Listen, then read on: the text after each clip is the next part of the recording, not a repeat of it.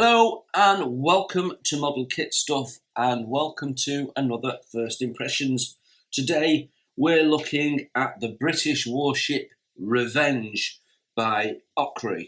Now the Revenge is a ship that predates the time when British Navy ships carried the letters HMS, His Majesty's or Her Majesty's ship. So she should correctly be called Revenge. I have seen one or two kits that say HMS, and that is incorrect. And actually, the Revenge is perhaps one of the most important ships in British naval history. So the Revenge was built in 1577 at a cost of £4,000. And this design pretty much influenced ships for the next 300 years or so. Though they were galleons, for the time period, they were actually longer in comparison to their width than other ships of the period, giving them a look with a bit more purpose, a longer, sleeker look, and they could move more swiftly through the water. As it happens, one of the prototypes of this design, just before the Revenge was built, was actually called the Dreadnought. What a lot of people don't realise is that the name Dreadnought used in the ironclad ship of 1906 was deliberately chosen as a new prototype that was going to change everything. So although she wasn't the first ship of the race-built galleon design, she was the culmination of several sort of prototypes, taking all the best bits and what they'd learned. And she did sterling service against the Spanish Armada, which is where she got her fame. Operational history, well, her first operation, most famously, is when Drake takes the ship to Spain and uses the ship to destroy loads of material that's been stockpiled for building ships for the Spanish Armada, the consequence of which is that Britain gets another 12 months breathing space before the Armada is complete. Then in 1588, there's the Battle of Gravelines, again to do with the Spanish Armada. At the time, Drake had moved his flag to the Revenge because she was largely considered the best and fastest ship in the fleet. In this instance, Drake took her to close to Calais, and engaged the Spanish fleet. So the night before, they'd sent in some fire ships, which are basically ships that they set on fire and are fixed on a course, and they sail them into a bunch of ships. So they'd done that to break up the tight formation of the Spanish ships, so they were more scattered. And then the next day, whilst they're still scattered, Drake comes along with Revenge at the head of his fleet, and they lay their broadsides in and do an awful lot of damage to the Spanish Armada. Both sides fought heavily until ammunition was pretty much almost gone.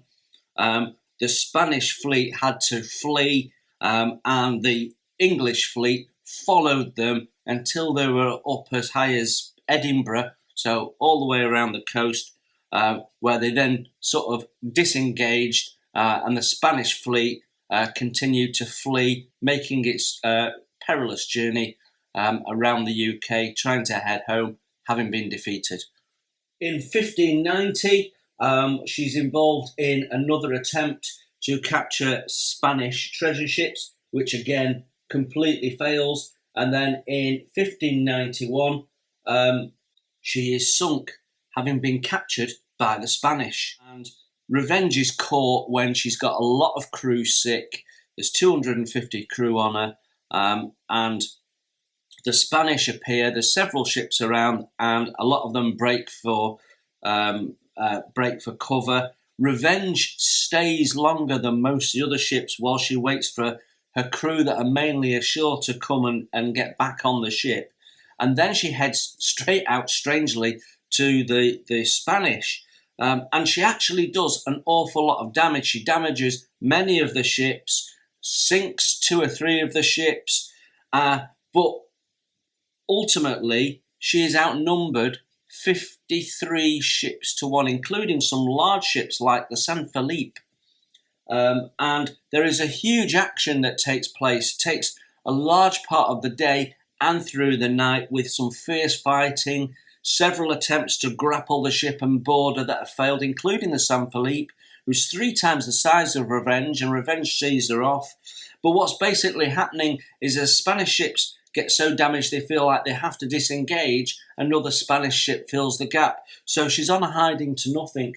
By the following morning, she's got no masts. There's 6 foot of water in the hold. There's only 16 of the 250 crew who are uninjured, but she is still not boarded. So there is another attempt to board her, which is seen off. And then finally, the master of the ship decides enough is enough. And he says, "Sink me the ship, master gunner, sink her, split her in twain, fall into the hands of the gods, not into the hands of Spain." But actually, that doesn't happen. The crew and officers of Revenge decide that they want to save themselves, and a surrender is agreed with the Spanish. A prize crew is put aboard Revenge, and she is taken in tow. The captain of the ship, a chap called Grenville, dies 2 days later on the Spanish flagship as a prisoner. And the Revenge actually sinks with the prize crew and some English crew on board her in a storm. A typical Occre box. We have the window here, which is showing us some of the parts. We've got this paper overlay, which is taped to the box because they basically use a standard box and then put different overlays on. And the overlay has got a picture of the model, which looks really nice. And then in the bottom here, we can see Revenge scale is 1/85. The kit number is 13004. Box ends, I'm not going to show you because it's actually quite a heavy box. Just have some information about where she's manufactured and the fact that it's a model. And then on this end, there's not much at all other than to say it's a model and it's made in Europe. And then if I turn around here, we've got a couple more pictures of the ship. So removing the lid of the box, we have in here the usual Occre box design, which is divided up into sections, and we can see we've got our plans and instructions and bits and pieces all wound up in here. So what we're going to do is just try and uncouple all this lot.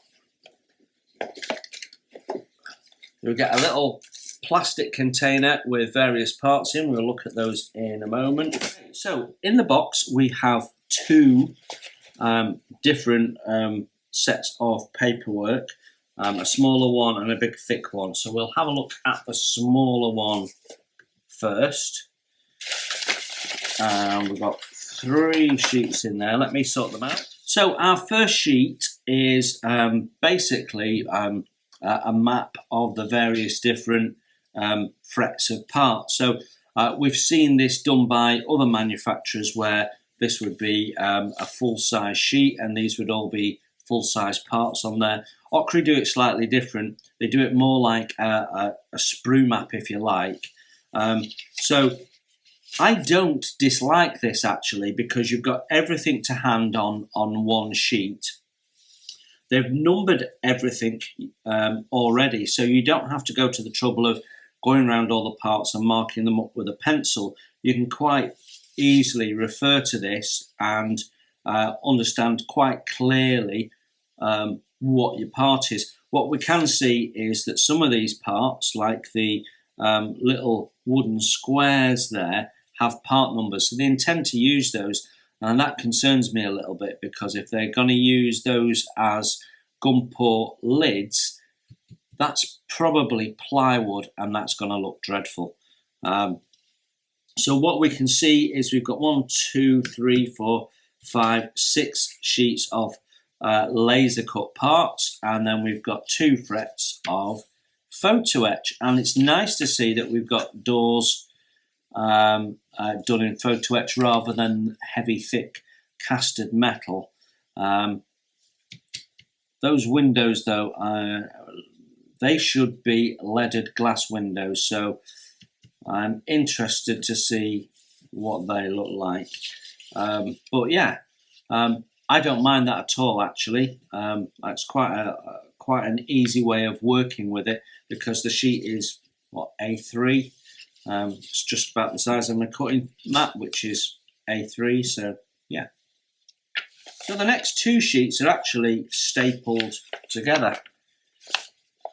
So again, they're A3, and what we've got here is our parts list. So we've got 4 columns. We've got a part number, quantity, a description of what it is. So in terms of dimensions, 2x4 by 8t, so, or it'll tell you it's pre-formed, so that probably means cast, or pre-cut, so that would be a laser cut part, or possibly a photo etch part. I can't see anything that says etch particularly. But then in this last column, it will tell you the materials, so anything else. So standard materials that are used for these ship kits. So we've got the parts list, which goes across 2 pages, so quite a lot of parts. And then we have assembly instructions. So A, B, C, D. So that's how they do that. Then we have a section on masts and spars, and a section on sails and rigging, and that is it. That appears to be all of the assembly instructions, that one sheet, which doesn't look like you've got much to do, which is strange, because I suspect we've probably got a lot more to do than this looks like. And then on the back of this, we have a little bit of history of the model, some sort of tips, preparing materials before you start, strips and rods, recommended glues, health and safety, and then a little list of tools that Occre do that you may want to buy into. Pin pushers and cutting mats and that sort of stuff. And their Occre build station, which is actually a very good piece of kit, and I will review it at some point because I have one of these. It's quite a nice piece of kit, but yeah, we'll definitely review that at some point.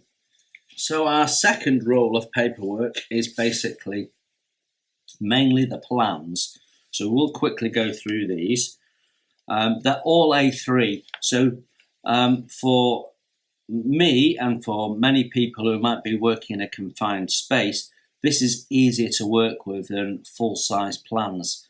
And as long as they've done what they've done here, where we've got our spars on here, and they've done them very clearly, you can see the full length of it. You'd be able to put your spar on there. You know, that's 1-to-1 scale. It tells us there that it's 1-to-1 scale. So you can get your positioning of your ropes, your blocks, all perfectly done. It's very clear. We've got all the little part numbers listed there. We've got little overhead views, so you can make sure you've got orientation right. You've got positions for holes, so you can measure the plan, make sure you're getting it right. You can discard the instructions and basically you follow the plans.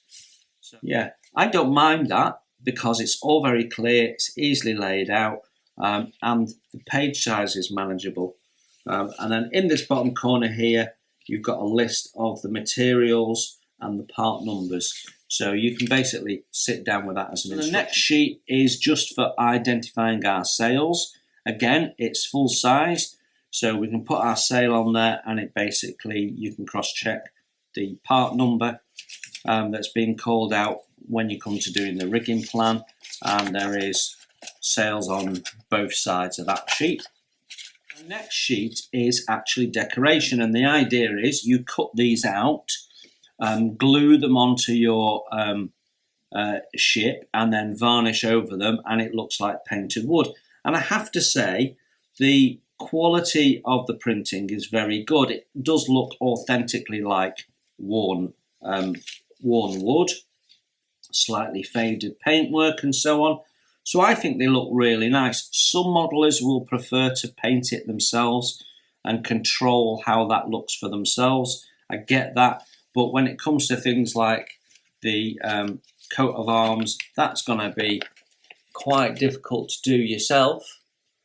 But at least you've got something to follow if you do wish. I would imagine that these two little cutouts here are a position where some wood is going to be glued over the top. So yeah, I don't mind this approach. It's the same thing that they do with their trams, and it works quite well. So it's a nice way of doing the decoration yourself. Right, now we're in the sort of the building plans proper, and the first thing that stands out to you is the fact that you've got a combination of plan drawings, which is 1:1 scale, I'm guessing, with your mast and your yard and your block positions, and then they've got colour photographs, albeit one or two of them are not too crisp, they're a bit pixelated, but most of them are quite crisp here. So you can see this part here with the 3 blocks hanging off. Then you can see what it looks like on the model with the 3 blocks hanging off. We've actually reversed it just to keep you on your toes.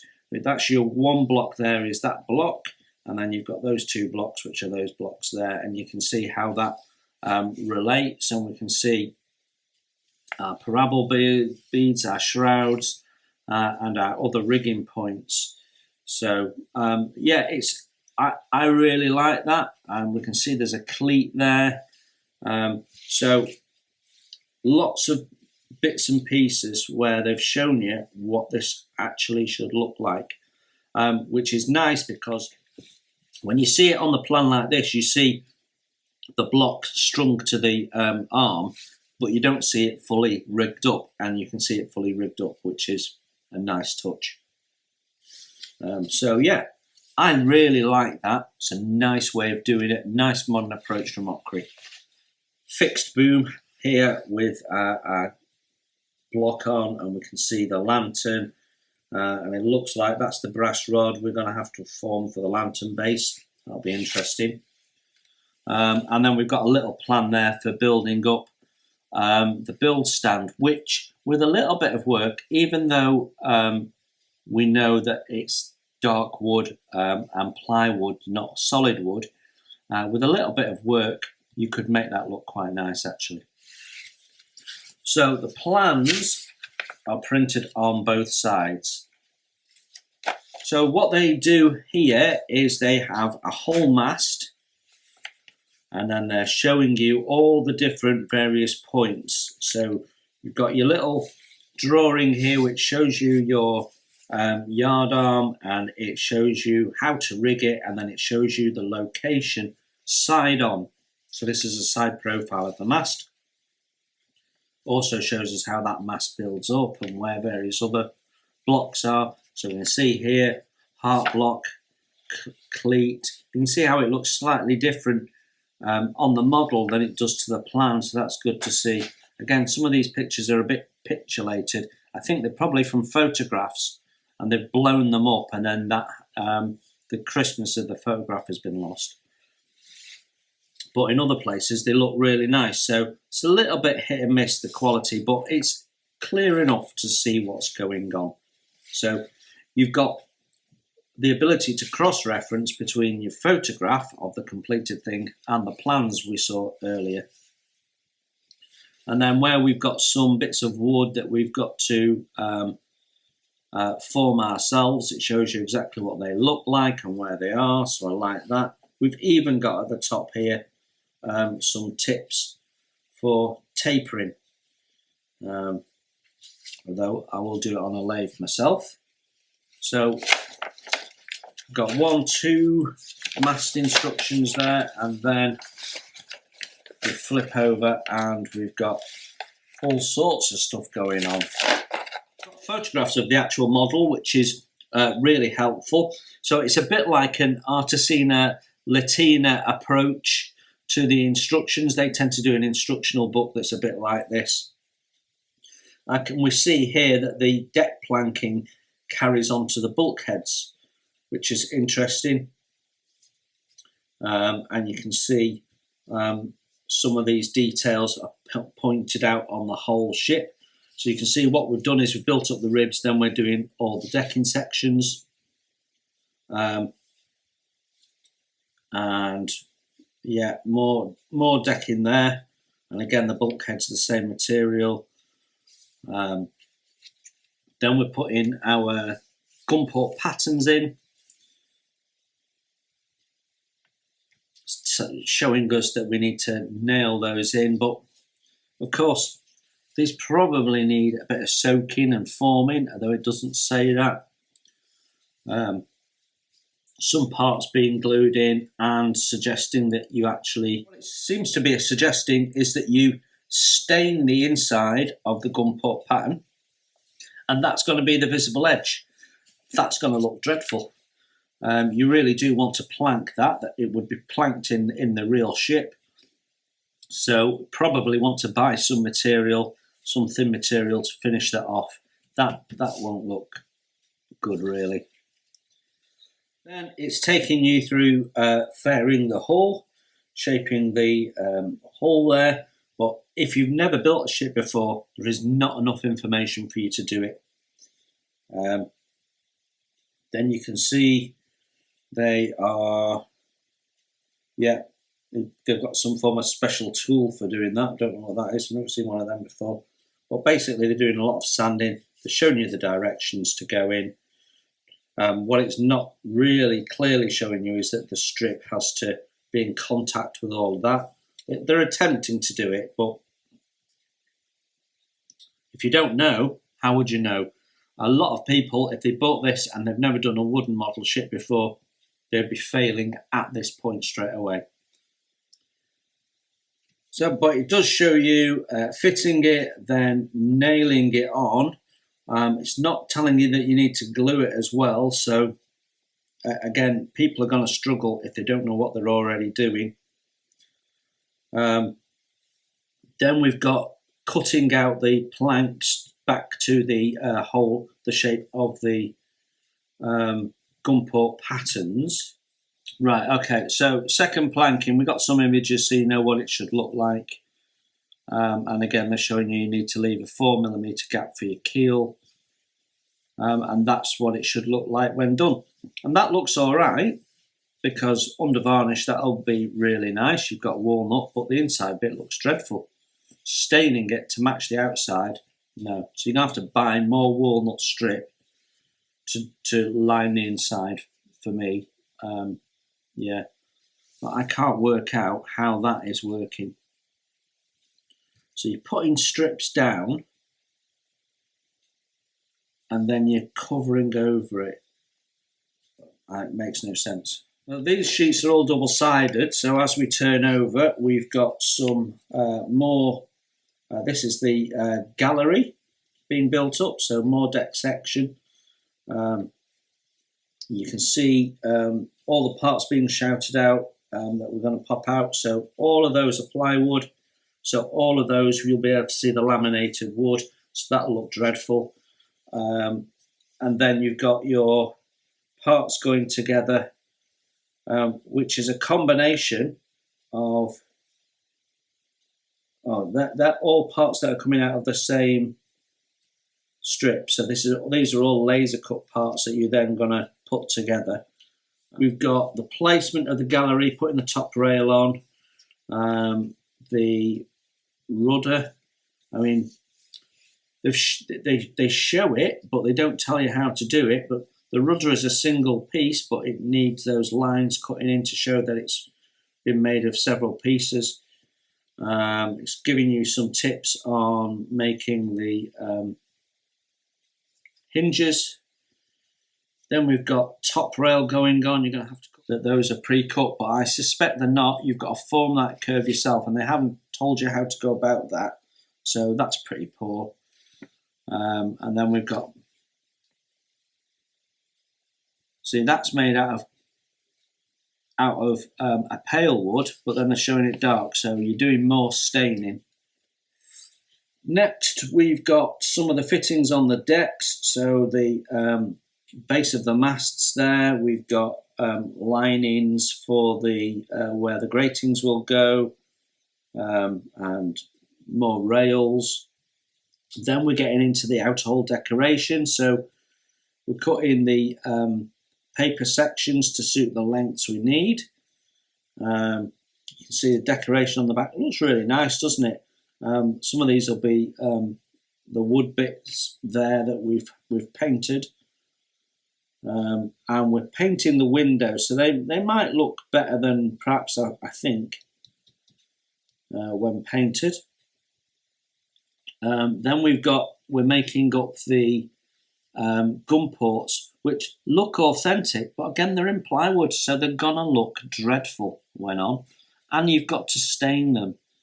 But they're not telling you that, they're just showing you in the pale wood and then showing them dark. So there's lots of staining to be done here, or indeed painting, whatever your preference is. Then we appear to have some dummy cannons to go in for the stern cannons. Is that what that is? It shows it, but it's not showing you where they go. And they must go in those boxes there. So there was dummy cannons in with the full cannons in the kit parts. So these must be dummy cannons, and then the others are deck cannons.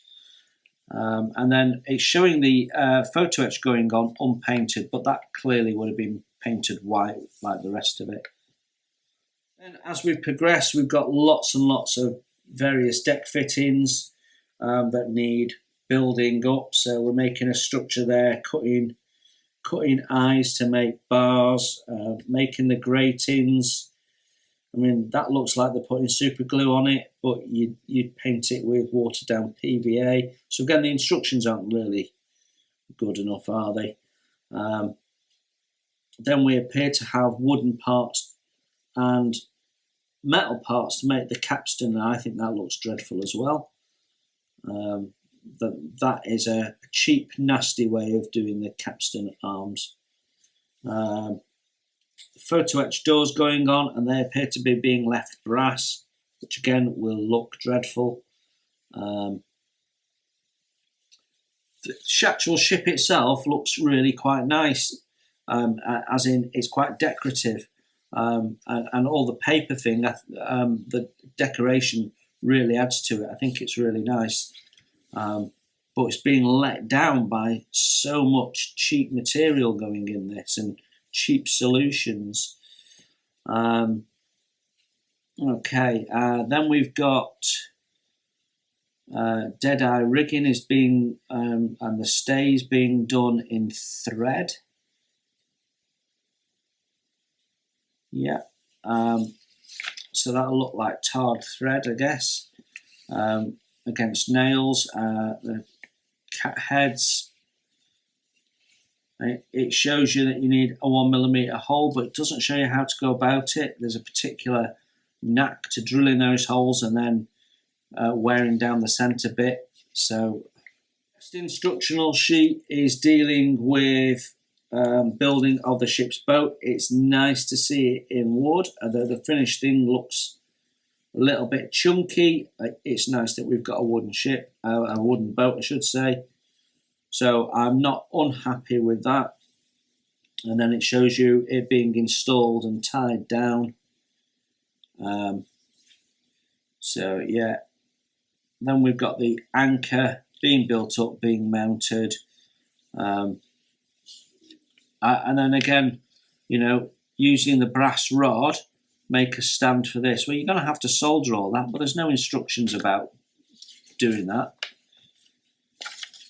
On the next page, we are then starting with our masts and yards, and that looks like the bowsprit to me, because that will be where we're tying it down. So yeah, I like the fact that you've got the plan drawing with the locations, and then you're seeing photos of what that should look like.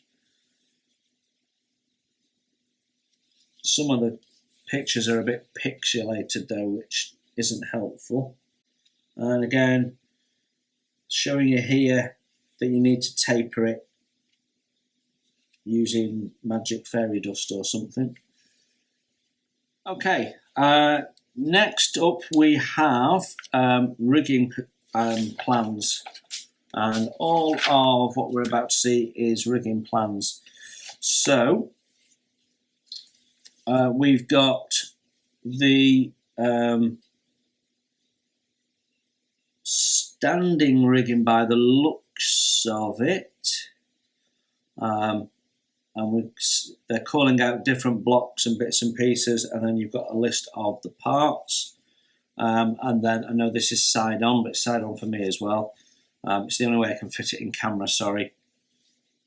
You have got an instruction on how to thread the dead eyes, and then you can see the shrouds here. So you've got 1, 2, 3, 8 lots of shrouds, so that will keep you busy for a couple of months. But it does show you the pattern, which is nice, and against the locations of the dead eyes. And I think they're calling out the different threads there. Yeah, it's all pretty much cotton, 1 or 2 preformed parts.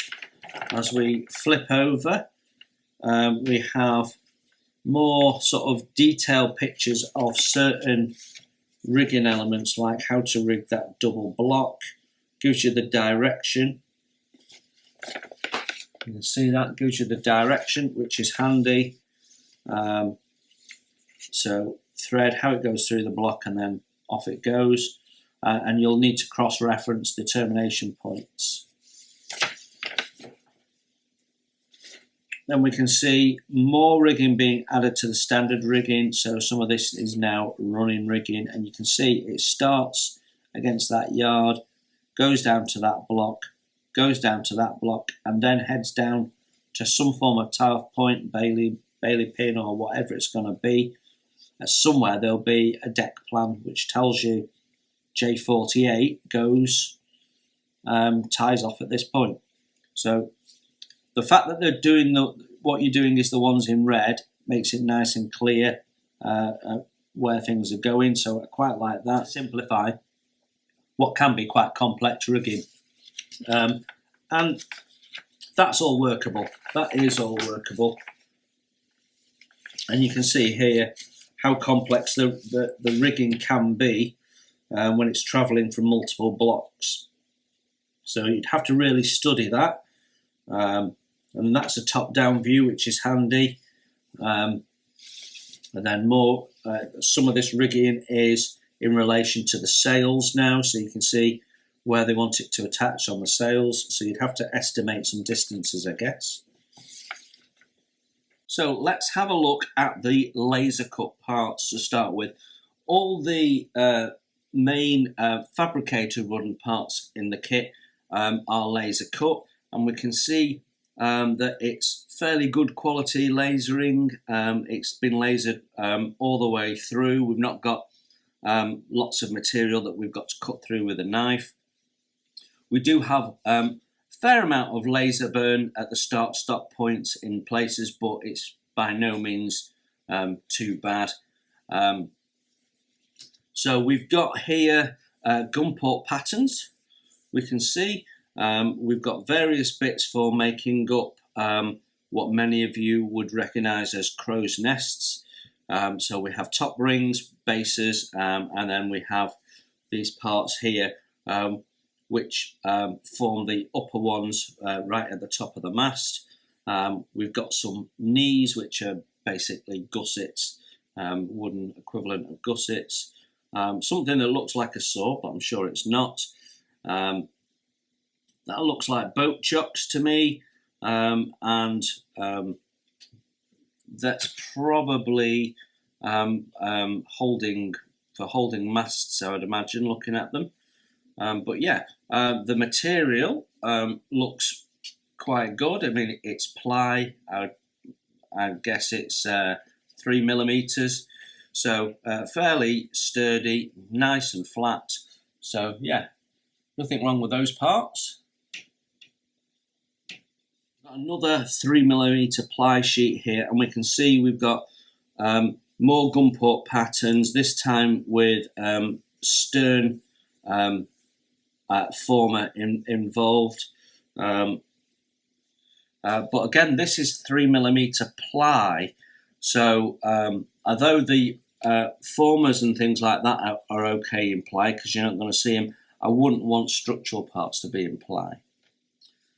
So the main formers, the ribs here, or bulkheads if you like, are all made of 5mm ply.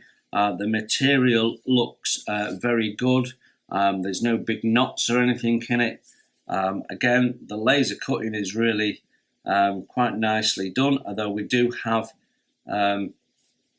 some mislasering here where we're going to have to cut through with a knife, but on these parts where we've got to sand them anyway, it's not really an issue at all. Then we've got this, let me just see, yeah, it is 5mm.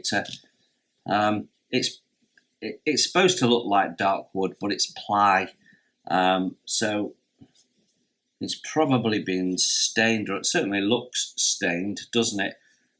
What we've got here is the parts to make up the display stand, and you might get away with that, but you're probably going to paint it because it's ply and you don't want to see the ply edges. That just lessens the effect. I mean, it's the building stand, so you might not use it for the final display of your model. But we've got the rudder made out of this, and you are going to see the end of the rudder, and you don't want to see the ply. So I really don't like that. We might end up having to buy wood sheet and using the rudder as a template because, yeah, that's not pretty. And it's the same with this here at the bow. It's just not going to be particularly pretty. It's a bit of a cheap way of doing it. We've got the connecting blocks there for the masts, but I'm not. Yeah, it doesn't enthrall me when I see that, I've got to be honest. The lasering of the parts looks great. The parts are all nice and crisp. Just don't like the material they've used. We've got more 3mm ply here. We've got false decks primarily on this. 1, 2, 3, 4, 5 false decks. Various other parts. Some of these might be bulkheads by the looks of them. And then we've got the frame and ribs for the ship's boat, which is good to see that we've not got some piece of cast metal. The lasering of this is good. You can see this part's starting to fall away a little bit. Yeah, it's all crisp and well done. And then this final sheet of laser cut parts, we've got the main keel section here. Again, 5mm ply. It's all good and strong, nicely lasered. Nothing wrong with any of this. So there is no solid wood parts, and obviously we've got that one dark sheet that for me really should have been solid wood, but otherwise all of these parts are really nice. So next we have a bag full of sails.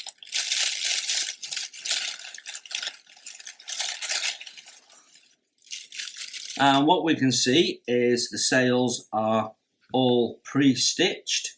They have quite a large border, but they are pre-stitched. We've got some nice stitching runs on there. They look quite authentic, don't they? I like the colour of the material as well. And what we've got, 9 sails in total, and the last one being really quite large there. Yeah, so they look okay actually. I don't dislike them. Some people might choose to stain them a little bit of tea or something to give them a more aged look if they like. But no, I'd probably use them as they are myself. So this is the first of 3 bundles of wood. This will all be first planking of the hull. It's 5mm by 2mm by the looks of it. Just check that. Yeah, just checked, it's 5 by 2mm. So this is all fairly standard. It's nice, good quality, well cut material there actually. It's not rough cut in any way. Sometimes you can get these bundles and it's very rough and you think if I touch that I'm going to get a splinter. But this is nicely cut and will do our job nicely. It's soft enough to manipulate quite easily as well. So yeah, I quite like that. Nothing wrong with that at all. So our second bundle of strips, they are much thinner, 0.5mm, I would say. And we've got in here what I would say would be the material for the deck planking, and then we've got the outer surface material. And you can see how thin it is. So that's really easy to lay. Easier than if it was thicker planking that you might get on an Amati kit, for example. I've got one here that's damaged, and we've also got some small narrow strip which might be used for the ship's boats possibly. But yeah, you can see the bundle mix there. So that's not bad. We might be able to use that to edge some of the dark wood ply with this, possibly. That might be one solution, but I still think replacing it might be better. And our third and final bundle has a combination of strip and dowel. So this will be all the mast and yard dowels. They're all pale woods. They are nicely done. There's no issues with them. They are in good condition, so you won't have any problems. The material feels a little cheaper than some manufacturers, but it's all nice and sharply cut. And then we've got some walnut and mahogany and bits and pieces in there. You can see we've got 1, 2, 3 different dark woods. So that's nice that we've got some proper dark woods in there. And yeah, so some of our fittings and bits and pieces should look really nice when done and varnished. Next we have a Ziploc bag which contains our Canon trucks. So these are cast in a bronze looking alloy, and you've got they do need a clean up. They've got casting nubs on them, and you can see there's casting seams there.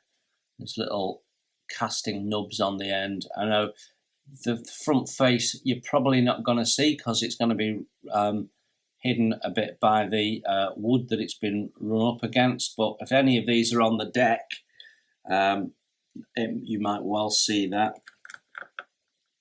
There is an attempt at seeing the individual blocks that build it up. It's typically a base and then 2 to 3 pieces making up the sides. We've got some cast detail on the top, so you've got the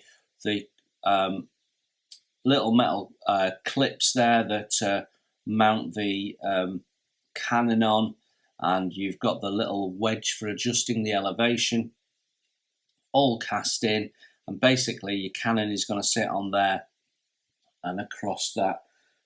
So we'll have a look at the fit of that in a minute, but yeah, I mean, these are fairly standard. Again, it's quite a cheap way of doing it. You can buy kits to make up wooden cannons, and that might be an option if you want to elevate the look of the model. Our next bag has all our threads in and also some flags, and again it's Ziploc, and I like that because unlike the bag with the sails in, and I guess you're sort of doing all the sails at the same time, means the bag's reusable. So we've got our standard rigging in the dark thread and our running rigging in the light thread, and what I suspect will be the anchor ropes, although I don't like the colour of those. But yeah, so the brown rather than black for standard rigging to represent tarred, and that's perfectly fine, because what happened when they tarred the ropes, over time that tar faded and became brownish in colour. So some manufacturers use brown, other manufacturers use black. If your personal choice is to have black, you can just replace the threads, which you can all buy all of these individually. We've got 0.8, 0.15, 0.50, and I am not sure what that says. And then we've got the anchor, and then on the running rigging, which is the adjustable rigging for all the masts and bits and pieces, we've got 1, 2, 3, 4, 5. All 5 of them are 0.15. So quite a bit of thread here. So clearly there's a lot of rigging to be done. We have some paper flags, and they are literally cut the flag out, fold it over the rigging line, and then you're done. So we've got the English flag, the Tudor rose. I'm not quite sure what that flag is.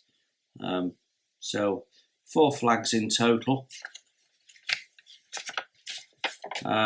The print of them looks okay. There's a little bit of register issues on the very edges where the green line is, but what we might do is cut that green line off. Next we have our little plastic tray full of parts, and these are really handy because afterwards you can use them for storage. They're really good quality plastic boxes, better than anybody else's in fairness. And in fact, the Occre build station, which I have upstairs, uses these trays as drawers, and they just glue a wooden handle on them. So we have our pins here, and they are dome-headed pins. Seem to be okay in terms of quality. We've got our wooden blocks, just gonna, yeah, they're really nice quality actually.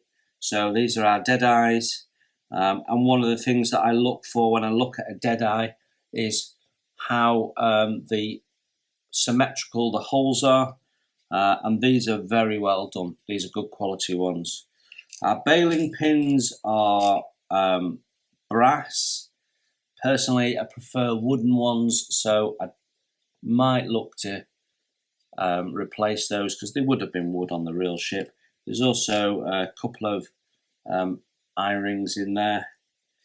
And this section we've got lots of brass eye bolts and the pre-formed hinges for the rudder.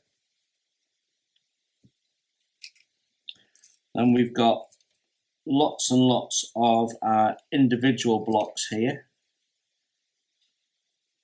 and we can see they're quite nicely shaped. They just need rounding off, and we can do that with our block forming tool.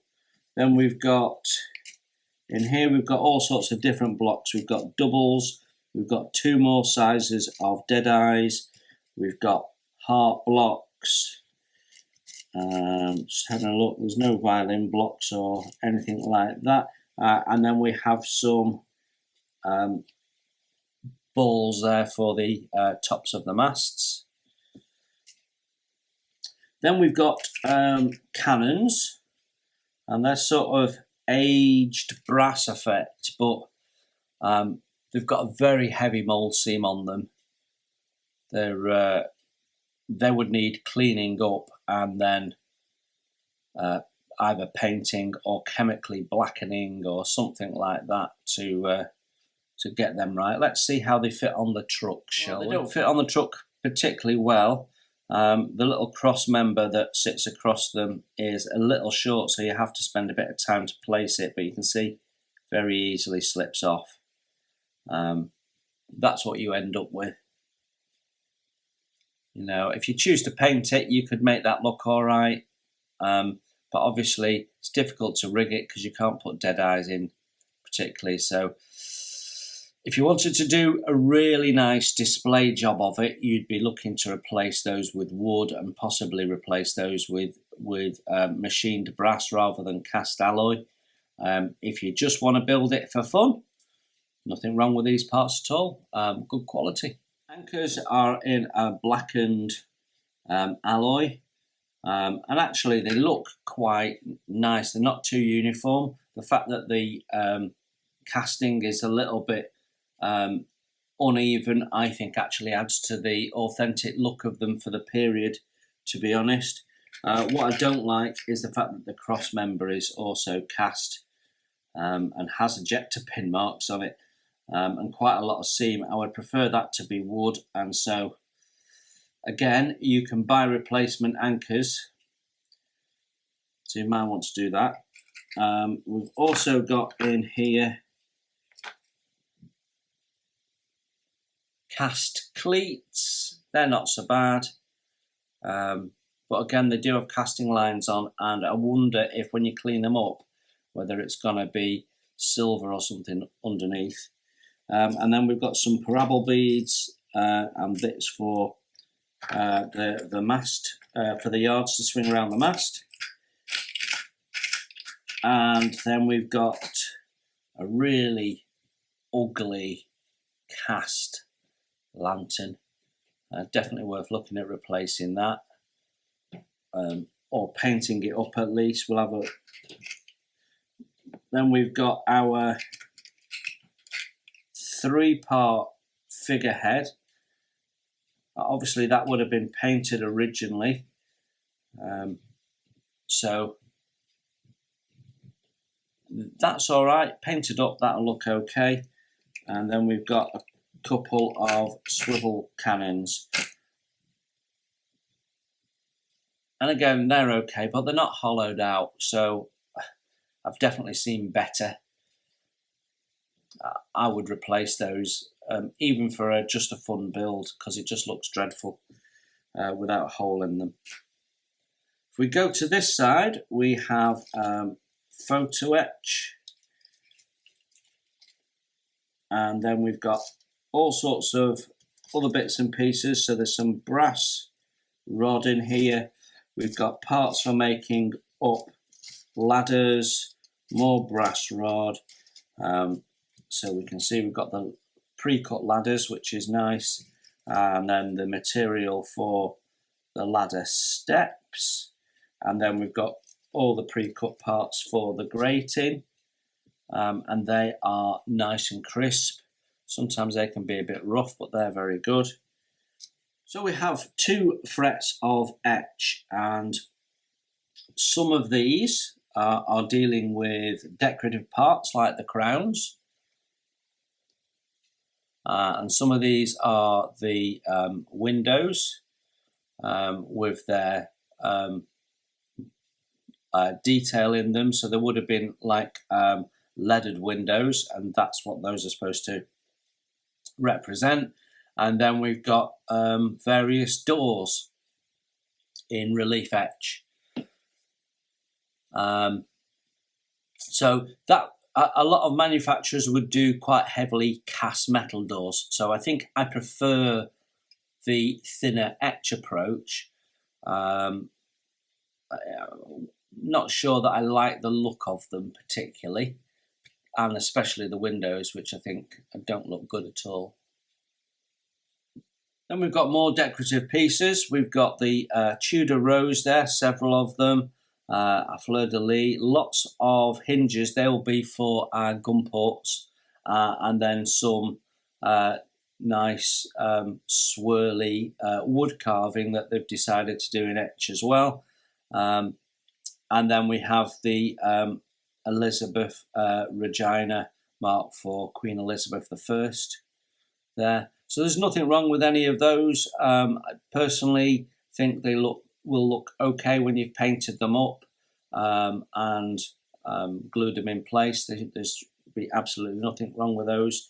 That's a nicer fret than that other one, I think. So there we have it. Occre's English warship Revenge. What are my first impressions?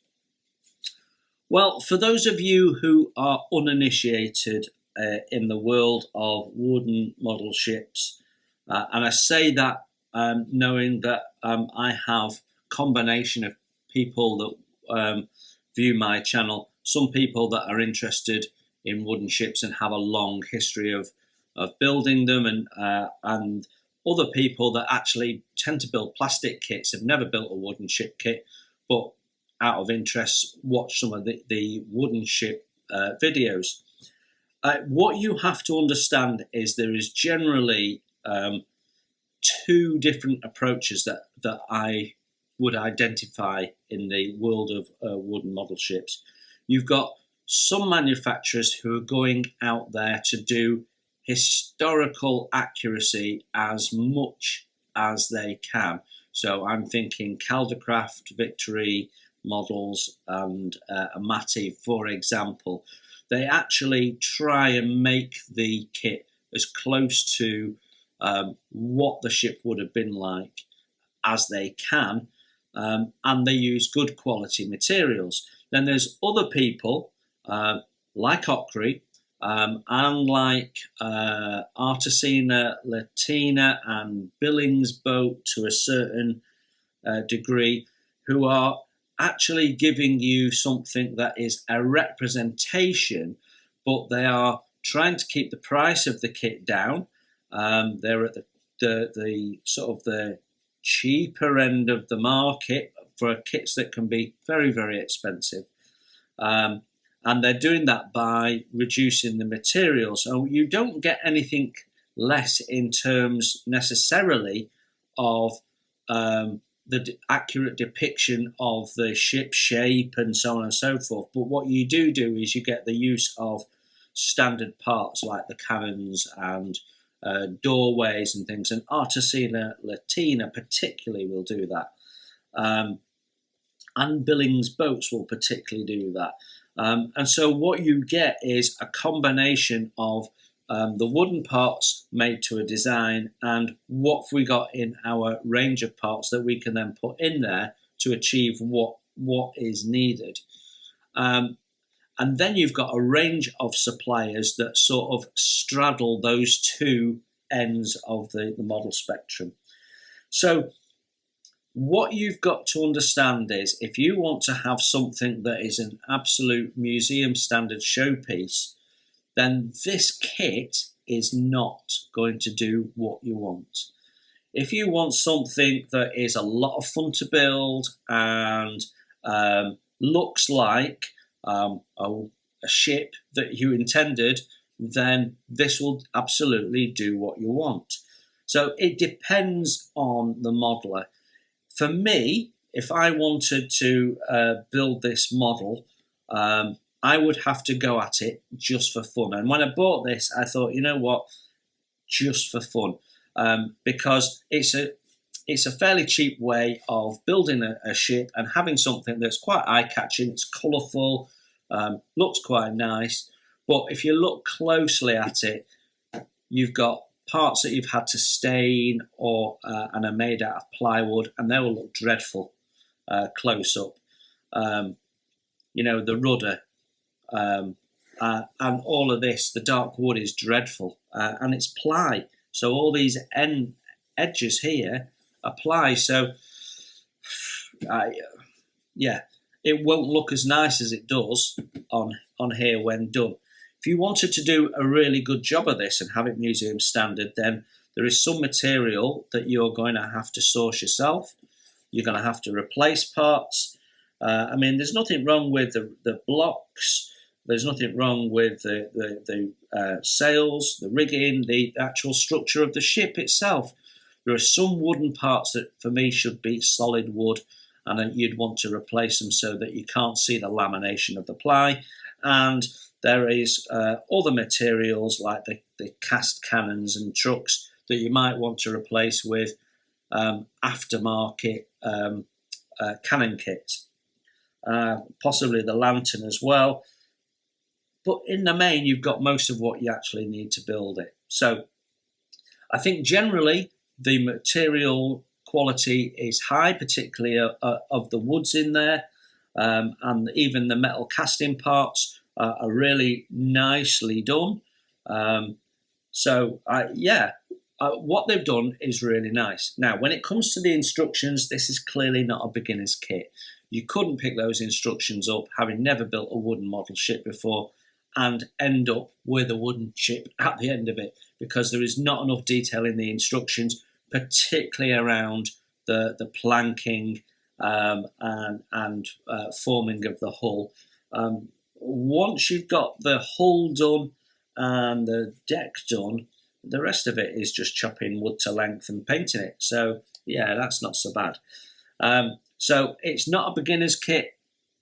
I think if you know what you're doing and you've built some ships, you could really make this model sing. Or if you want to build a model ship and you've done 2 or 3 and it's just a matter of knocking something out for fun, that's not too expensive, then this might well be for you. There are other kits of the Revenge out there, and I suspect they may be less colourful, but perhaps a little bit more accurate for those modelers that want more of a museum sort of standard. But Occre do what they do, and they do it very well. And if you're in the market for this kit, you now know what you get, what's in there, what is its shortcomings, and what is its high points. And for me, the high point is it's a beautiful historical ship that Occre do in a way that looks really colourful and eye-catching when it's done.